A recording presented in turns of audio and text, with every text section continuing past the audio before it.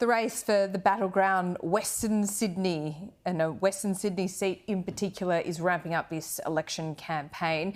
Our New South Wales political reporter Julia Bradley is in the Labor-held seat of Werriwa. Now, this is one that the Liberals, even with that margin, could pick up. What are people telling you there? Laura, a lot of people still undecided here in Werriwa. A lot of people split about which way they want to go. This seat held by the Labor Party since 1934. The MP here, Anne Stanley, since 2016. But as you say, firmly in the Liberal Party's sights. They hope that their cost of living message will try to swing votes their way. There was some positive polling for the Liberal Party a few months ago, but things do look to have changed a bit, with Labor looking to retain this seat. But really anything can happen. That key issue, cost of living, but also housing. We're in a mortgage belt area. This is Sydney's southwest. The seat of Werriwa takes in parts of Liverpool, Campbelltown Council. It was formerly held by Gough Whitlam and also Mark Latham. We saw Peter Dutton launch his campaign here, indicating just how key it is for the Liberal Party in terms of their hit list. Now, Laura, I have had trouble throughout the course of this campaign speaking with the local member, Anne Stanley. We just caught up with her a short time ago at this polling booth. We put a few questions to her. Here's what she had to say. Can I ask how pre-poll's been going? Good. We have had over 8,000 people vote in the last 4 days. Yeah. And how are you being received on the booths? What have people been saying to you? Lovely. They really appreciate the government's policies, particularly around the urgent care clinic that we got in Green Valley, the election promise we've got, but also the upgrade to 15th Avenues. You did make a gaffe during the campaign about when the new metro would be ready for the new Western Sydney airport. You said it would be ready the time that the airport opens. Were you poorly briefed there?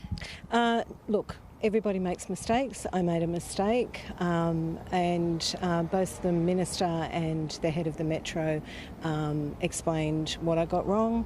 You have been avoiding cameras this campaign. I've been in touch with your office for a few months to try and get an interview with you. I appreciate you speaking to me now.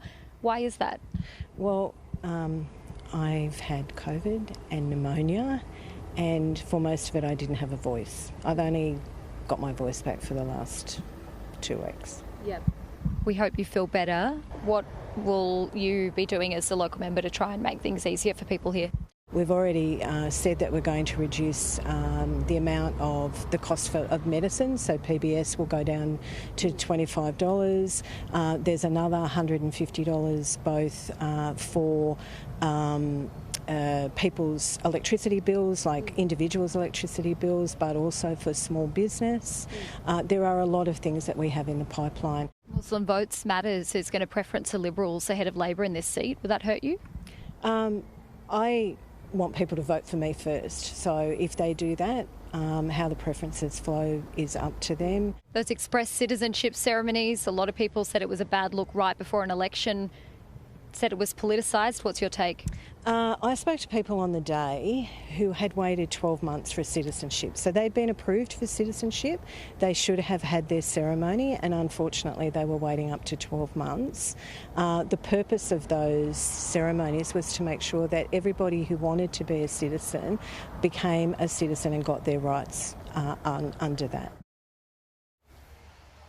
So, Laura, some big issues in this seat. 5.3% is the margin. Infrastructure as well, $1 billion commitment from Labor to upgrade 15th Avenue, a key stretch of road linking to the new Western Sydney airport. They also want to put $1 billion into looking at a new rail corridor connecting to the airport. The Liberal Party wants to match both of those commitments. I'll be speaking with the Liberal candidate, Sam Cale, shortly as well.